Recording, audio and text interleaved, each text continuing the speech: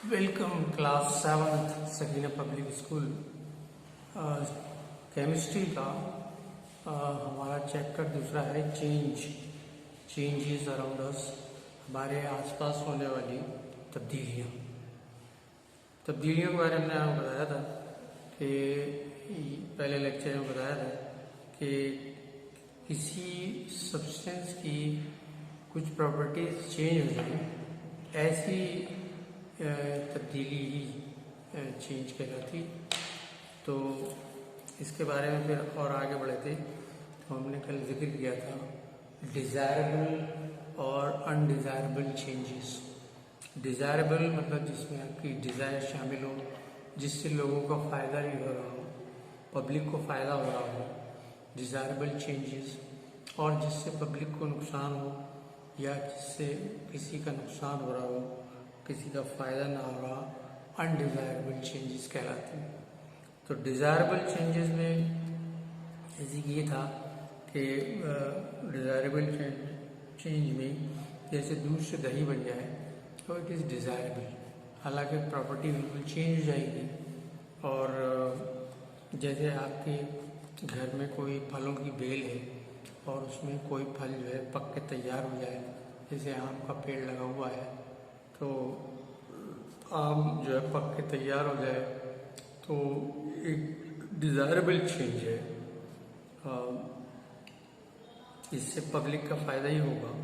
और अगर चेंज जो हार्मफुल हो लिविंग बीइंग के लिए, वो अनडिज़ायरेबल चेंजेस कहलाती है। जैसे हमने बताया था कि दूध का फटना या सड़ना, खाने का सड़ जाना, जंग लग जाना चीज़ों लोहे की चीज़ों पर, बाढ़ का आ जाना, अर्थक्वेक का आ जाना, ये बीमारियों का फैल जाना, पोल्यूशन का फैल जाना, ये सब चेंजेस जो हैं डिज़ायरेबल नहीं है, ये अनडिज़ायरेबल चेंजेस हैं। इनसे ह्यूमन बीइंग का फ़ायदा नहीं होगा, नुकसान। दूसरी जो चेंज का जिक्र आता है बुक में वो है रिवर्सिबल और इरिवर्सिबल चेंजेस। रिवर्सिबल चेंजेस वो चेंजेस हैं जिसमें सब्जेक्ट जो ऑब्जेक्ट है वो वापस अपनी पुरानी पोजीशन में वापस आ जाए।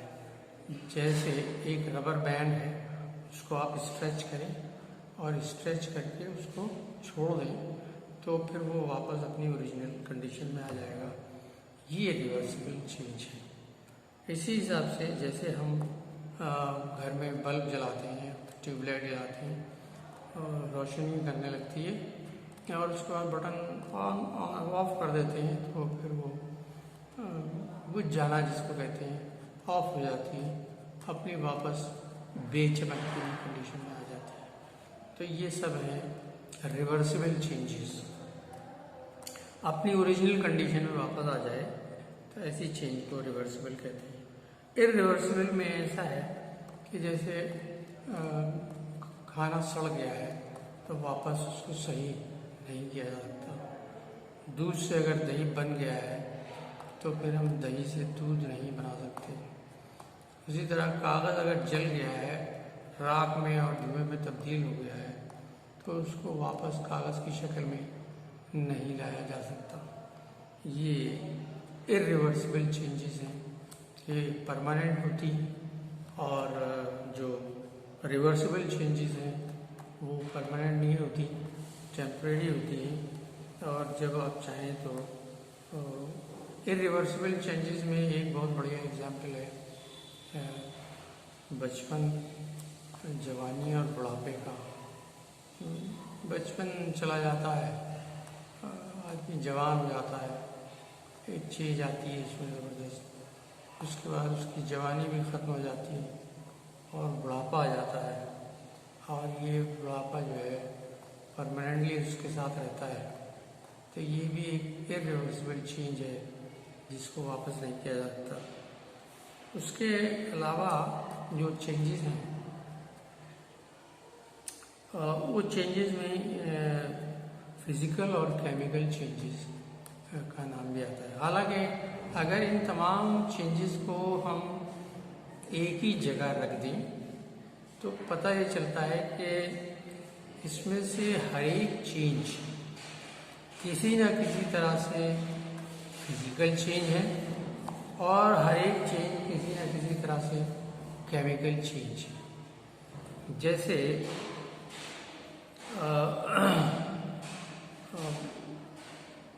बचपन से जवानी, जवानी से बुढ़ापा, तो फिजिकली बहुत सारी तब्दीलियाँ आती रहती हैं। बचपन के स्ट्रक्चर जो है वो जवानी के स्ट्रक्चर्स में खो जाते हैं और जवानी की स्ट्रक्चर्स जो हैं वो बुढ़ापे के स्ट्रक्चर में खो जाते हैं। तो एक तरीके से फिजिकल चेंज है। लेकिन इसके अलावा जो केमिकली बॉडी के अंदर तब्दीली आ रही है जिसकी वजह से ये फिजिकल चेंजेस आहिस्ता आहिस्ता गायब हो रही है, ये केमिकल चेंज बॉडी के अंदर हो रही है।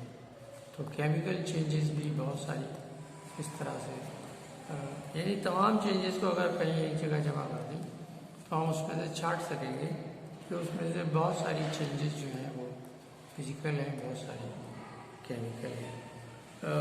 फिजिकल प्रॉपर्टी जिसमें तब्दील हो जाए वो फिजिकल चेंज कहलाती है। लेकिन इसके साथ लगा हुआ है कि इसमें कोई नया सब्सटेंस बन के तैयार नहीं होता, नई चीज़ बन के तैयार नहीं होती।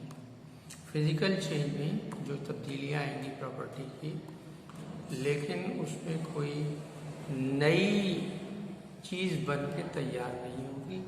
जबकि केमिकल चेंज में ये चीज़ पक्की होती है कि जब किसी सब्सटेंस में केमिकल, उसकी प्रॉपर्टीज में केमिकल चेंज आती है तो फिर कुछ नया बन के तैयार होता है।